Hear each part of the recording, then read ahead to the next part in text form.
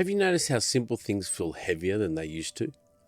Not dramatic things, not life or death stuff. Just sending an email, starting a task, making a decision you know isn't that hard. You're tired before the day even really begins. And when you finally stop and rest, it doesn't seem to work anymore. If that sounds familiar, this video isn't about fixing you, it's about understanding the environment you're living in and why it's quietly making everything feel harder than it should. When life feels hard, we usually land on the same explanation. I need more discipline. I've lost my edge. I'm just not as motivated as I used to be. So we try to push harder. We optimize routines. We download another app. We blame ourselves quietly. And that self-blame is heavy because when effort doesn't work, the conclusion becomes personal. Maybe this is just who I am now. But here's the uncomfortable question we almost never ask.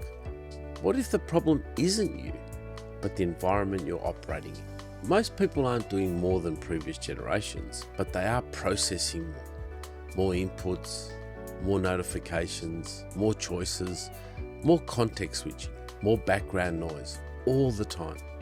Even when you're doing nothing, your brain is still monitoring, filtering, resisting, anticipating. This creates what I'd call invisible weight. Not stress you can point to, not effort you can measure, just a constant low-grade cognitive load. And the brain experiences unresolved information as work. That's why you can feel exhausted without having done anything that looks exhausting. Here's something most people struggle to articulate. They rest, but they don't feel restored. Because modern rest still looks like this: scrolling, streaming, consuming, switching between inputs. The nervous system never actually gets to rest. You're not resting, you're just changing the type of stimulation. True recovery requires low input, and that's increasingly rare. So the baseline keeps creeping up, and calm starts to feel unfamiliar, even uncomfortable. Now, this is where things really start to make sense.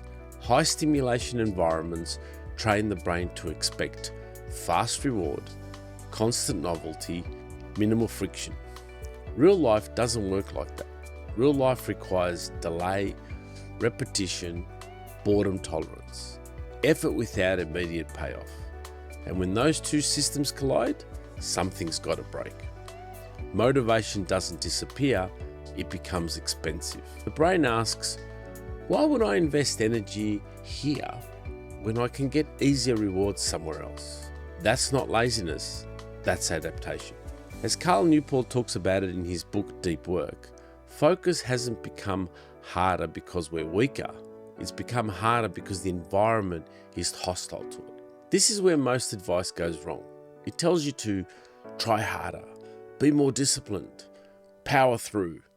But willpower was never designed to fight environments like this. It evolved for short bursts, for physical constraints, for occasional temptation, not for infinite digital inputs, not for always on systems, not for constant novelty engineered to capture attention.